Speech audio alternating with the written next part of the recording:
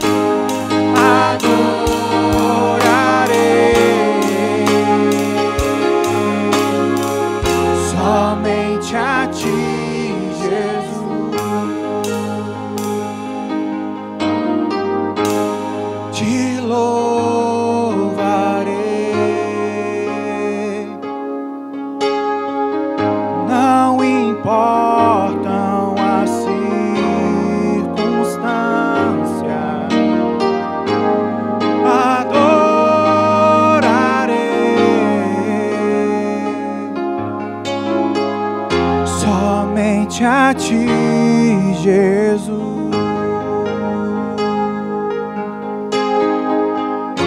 Somente a ti, Jesus. Amém, irmãos.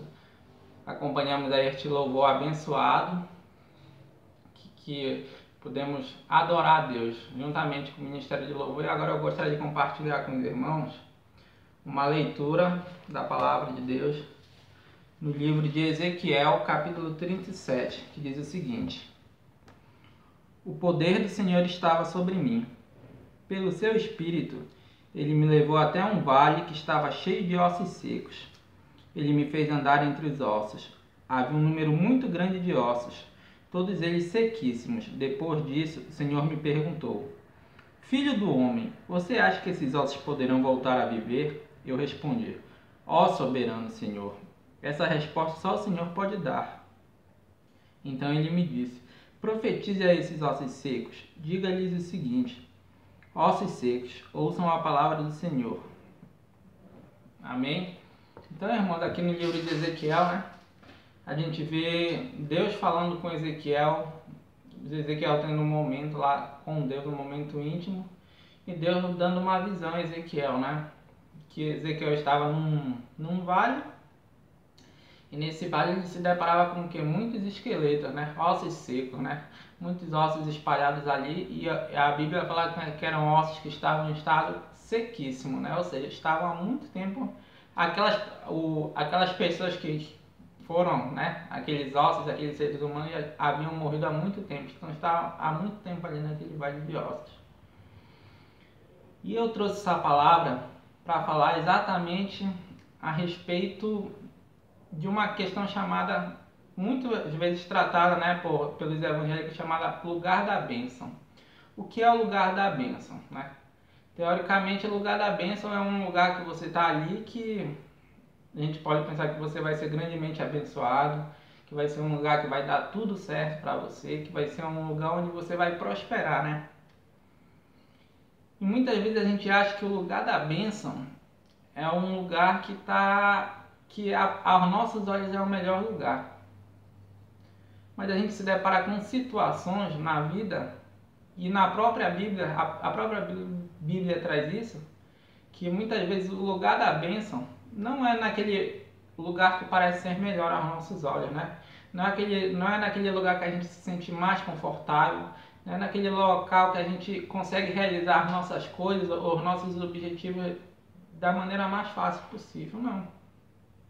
A gente vê aqui nesse trecho bíblico que Deus levou Ezequiel a um lugar de bênçãos. Mas que lugar de bênçãos é esse? A gente observa. Ele estava, digamos, num cemitério, né? A gente trazendo para o nosso contexto de hoje, ele estava num grande cemitério que só tinha os ossos, né? Ossos secos há muito tempo, pessoas que haviam morrido há muito tempo. E a gente vê que ali foi um lugar de bênção, né? Deus levou Ezequiel até aquela visão para mostrar que o lugar da bênção para Deus é em qualquer lugar. Independente das condições, independente do modo que você tenha parado ali, do modo que você esteja passando a situação, qualquer lugar para Deus pode ser lugar de bênção. Se foi Deus que lhe colocou ali naquele local, independente da dificuldade, independente da tribulação, independente da luta, independente daquilo que você está passando, aquilo pode ser um lugar de bênção.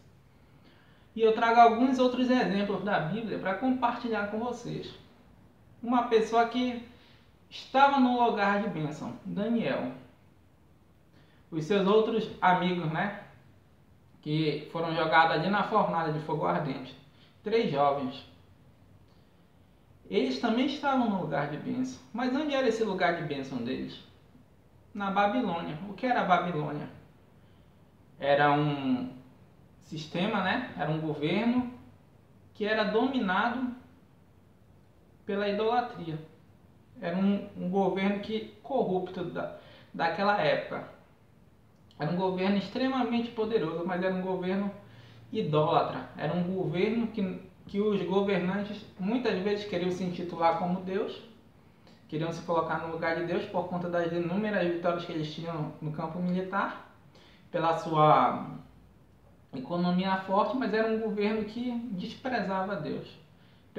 Adotava outros deuses que não eram Deus e, digamos assim, acreditavam muito na sua força e no seu poder econômico e militar.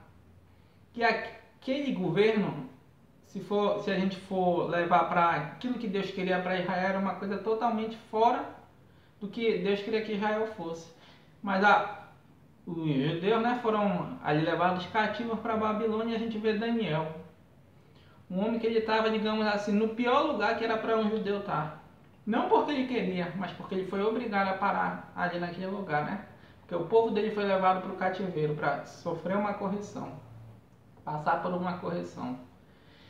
E a gente vê que aquele aparentemente não era o lugar de bênção. Na verdade, aquele lugar para eles era o lugar de escravidão. Era o lugar de aflição. Era o lugar de tristeza. Mas a gente vê que Daniel e os seus 3 amigos que são citados lá, que foram jogados na fornalha quente, apesar de eles estarem num lugar que aparentemente não era lugar de bênção, mas eles foram grandemente abençoados por Deus ali naquele local. E por que eles foram grandemente abençoados, irmãos, por Deus naquele local? Primeiro, porque apesar de eles estarem num lugar de dificuldade, eles estarem num lugar de luta, num lugar de tribulação, eles não se deixaram levar pelas tribulações. E outro fator que foi importante na vida deles, eles continuaram acreditando no Deus que eles tinham. Eles não abandonaram o Deus que eles tinham, apesar das tribulações, e eles foram grandemente abençoados. Daniel foi, por vários governos, conselheiro do rei. Daniel foi o administrador, digamos, foi o primeiro ministro ali do Império Babilônico. E por quê? Porque ele fez como Ezequiel. Quando Deus fala com Ezequiel, Ezequiel, você acha que esses ossos podem voltar a viver? Esses ossos que você está vendo, você acha que eles podem voltar a ser seres humanos? E Ezequiel falou assim: Senhor, tu sabes se eles podem. E Deus fala a Ezequiel: então, Ezequiel, profetiza sobre esses ossos, para que eles voltem a ter vida, para que eles voltem a ser seres humanos. E Ezequiel profetiza, naquela visão, Ezequiel profetiza e aqueles ossos vão voltando de novo à forma humana. E é isso que nós devemos ter, irmãos. Nós devemos ter a visão de Ezequiel. Nós temos que entender que, independente do lugar que você está, independentemente da situação que você esteja passando, esse lugar que você está, se você profetizar, né, segundo a vontade de Deus, segundo aquilo que Deus quer para a sua vida, se você profetizar segundo a vontade dele, ele vai mudar essa situação que você está passando. Independente do que seja essa situação, Deus tem poder para mudar.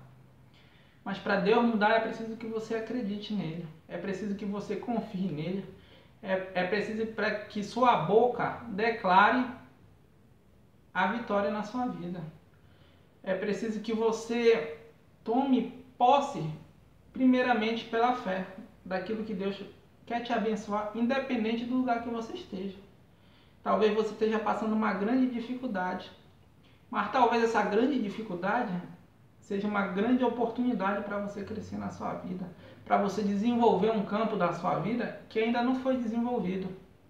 Seja como Daniel, ainda que você esteja num lugar de tribulação, prospere ali. Não porque pela sua capacidade ou pelo seu poder, mas pelo poder de Deus. Use a sua boca para profetizar a vitória, ainda que você esteja num lugar um pouco mais difícil, mas use, porque se Deus te deu o poder para isso, use isso na sua vida. Profetize. Outra pessoa que nós vemos que prosperou, ainda que na dificuldade, foi o quê? Foi José. José do Egito. Ele foi um homem que foi levado cativo, injustamente foi preso. E quando ele foi vendido como escravo, ele foi parar na casa de um homem chamado Potifar. E ali Potifar viu que ele era uma pessoa habilidosa na administração e colocou ele para administrar. E você pode pensar, José tinha 2 opções ali. Ele era uma pessoa injustiçada, que não havia cometido crime algum ou feito nada de errado e tinha sido vendido como escravo. Ele podia o quê? Se revoltar com aquela situação e simplesmente ser o pior escravo que tinha no Egito. Mas não. José resolveu o quê? Ele resolveu fazer o melhor dele. Ele resolveu acreditar. Ele, talvez, a Bíblia não fala, mas talvez ele tenha profetizado ainda que só no coração dele, né? Pensado, eu vou ser o melhor trabalhador aqui, onde eu estou. E ele foi prosperando. Ele foi abençoado ali na casa de Potifar. E Potifar, pelas habilidades de José, foi abençoado também, irmãos. E em um determinado momento José sofre o quê? Sofre mais uma injustiça. É acusado de um crime e é levado à prisão. E durante aquele tempo que ele passa na prisão, né? Ele passa vários anos ali na prisão, você pode pensar, agora chegou o momento de José se revoltar. Agora José vai ser o pior preso, o pior detento que vai ter aqui no cárcere do Egito. Mas não. José, em vez de se revoltar, ele resolveu o quê? Ele resolveu aproveitar aquela situação para fazer algo útil. E ele se tornou um ajudante do carcereiro, né? Ele administrava aquela prisão ali, apesar de ser um preso, mas era ele quem administrava verdadeiramente aquela prisão. Então a gente vê que José era uma pessoa que tinha visão.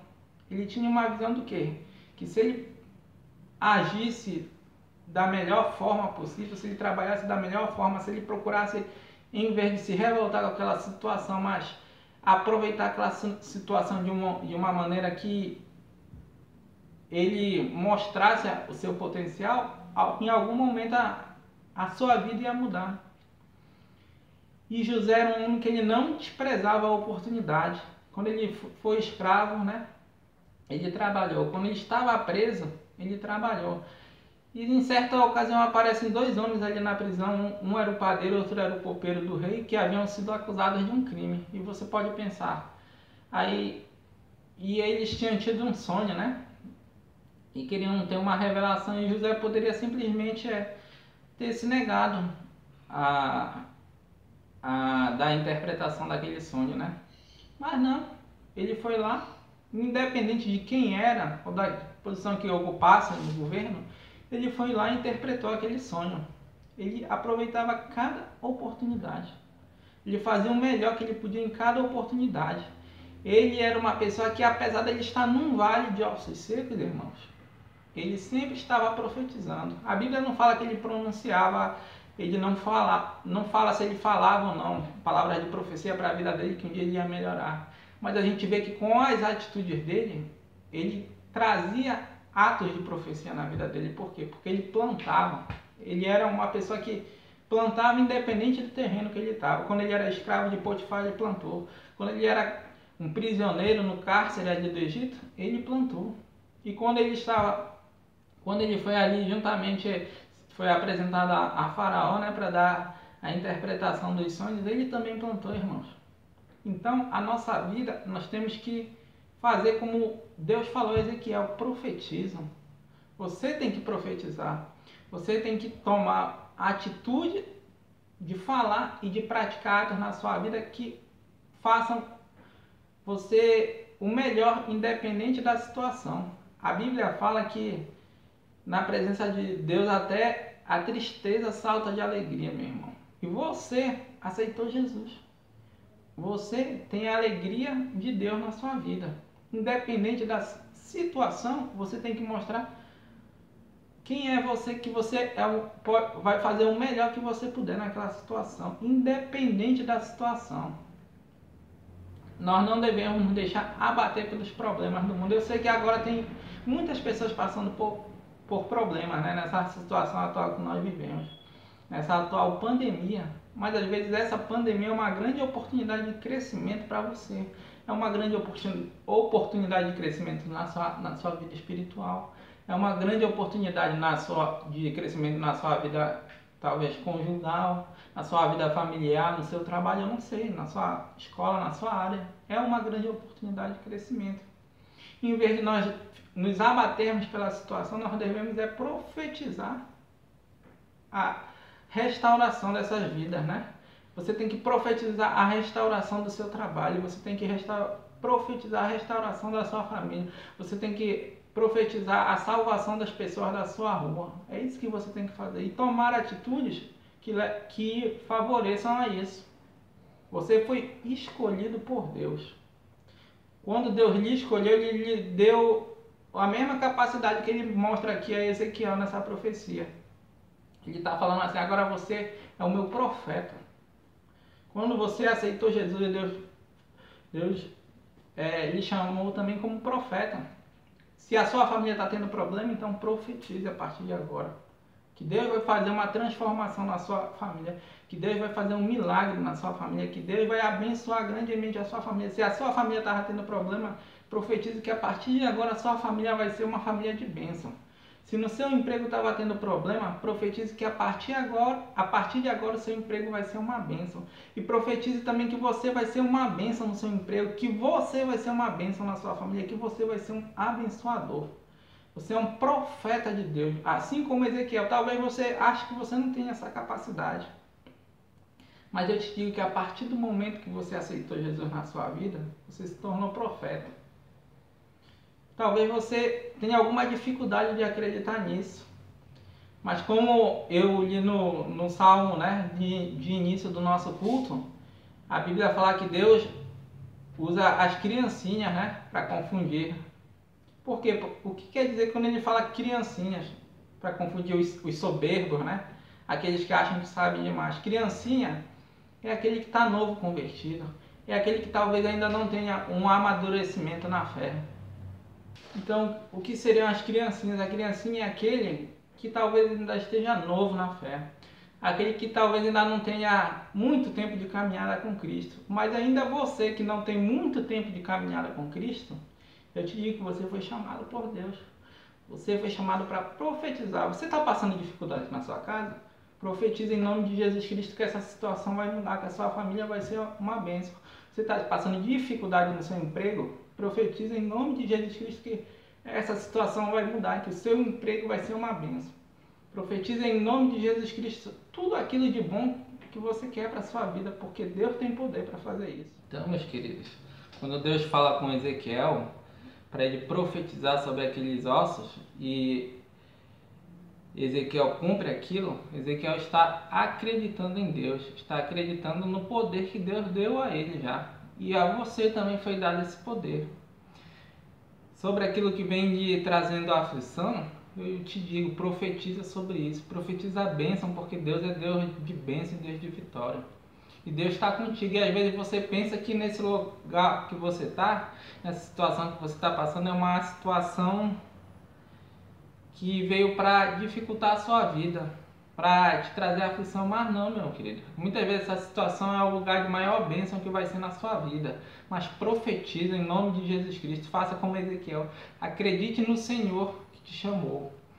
Nós somos, perante a situação da vida, nós somos pequenos, mas a gente sabe que nós fomos chamados por um Deus grande e poderoso que tem poder para fazer muito mais do que aquilo que você pede ou do que você pensa. Então eu te digo, profetize sobre a sua família, profetize sobre a sua vida, profetize sobre aquilo que tem sido problema na sua vida, dificuldade, profetize que essa situação vai mudar e que Deus vai transformar essa situação, que Deus vai te dar a vitória, em nome do Filho dele, Jesus Cristo. Amém? Então essa é a mensagem que eu tenho para os irmãos. Gostaria de estar encerrando o culto, né, com uma oração.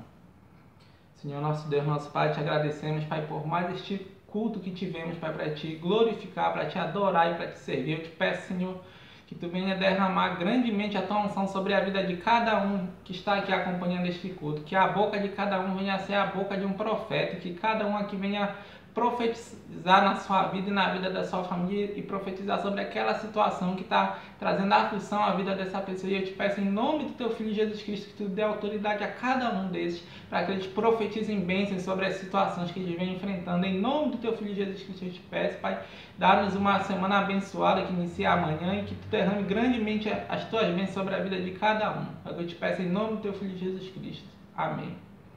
Senhor, abençoe grandemente a vida e a família de cada um de vocês. E amanhã nós estaremos no nosso templo, né? Tendo o nosso culto de domingo. Amém? Até mais.